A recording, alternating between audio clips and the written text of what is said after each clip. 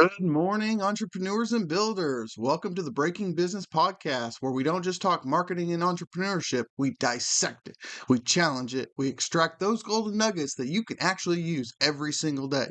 Business is in your blood, and I'm here to make it boil. I'm your host, Dr. Wood. Now let's break it down and build something great. We've been sold a fantasy that brand color psychology is an exact formula. Red equals urgency, green equals nature, blue equals trust. Sounds great, right?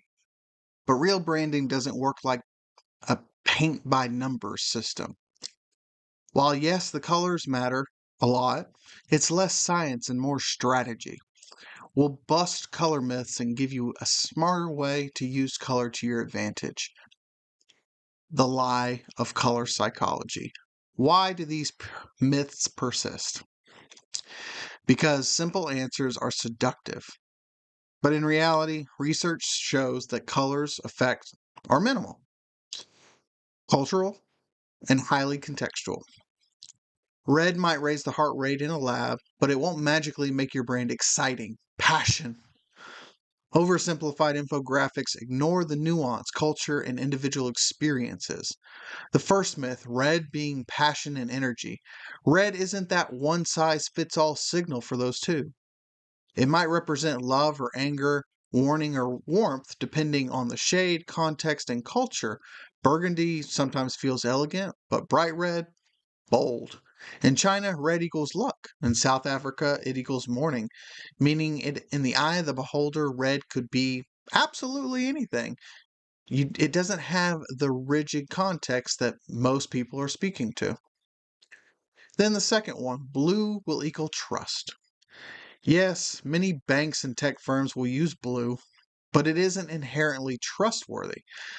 Navy signals authority, sky blue, calm is electric blue sometimes, energy, you know?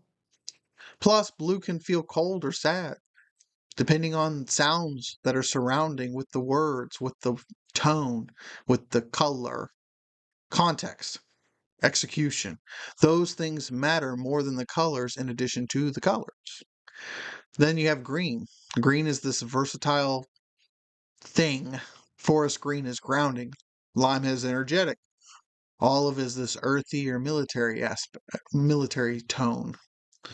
But green can also mean sickness, envy. In the US, green equals money.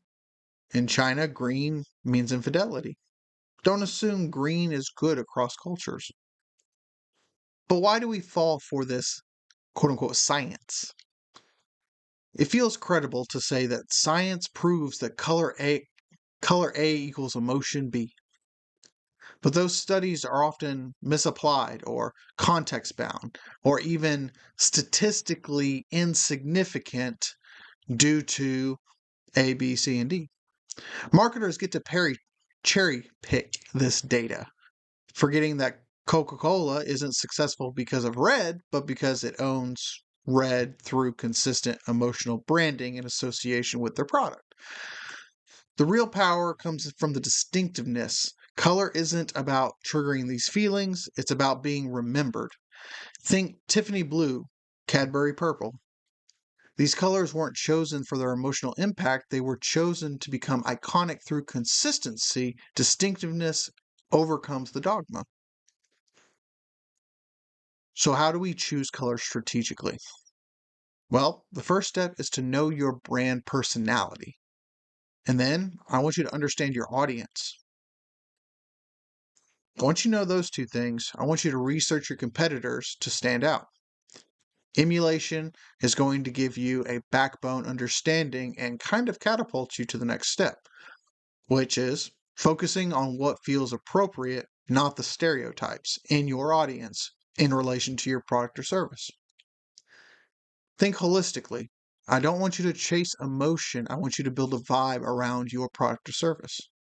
Then test it, get feedback, refine it. I don't want you to guess.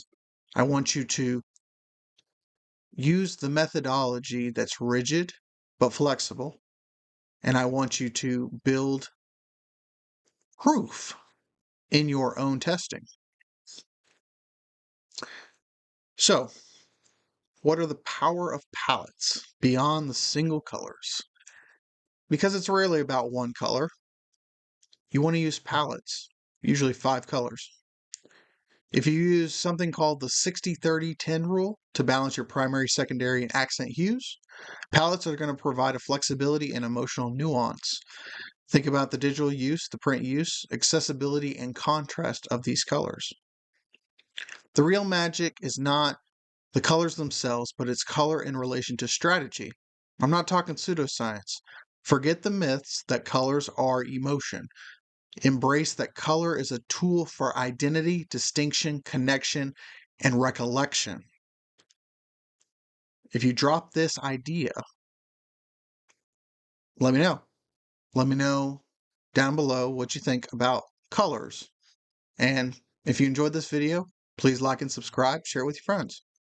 And if you disagree with any of my comments, please post them down below. Let's have a discussion. And until next time, I'll see you again. Bye.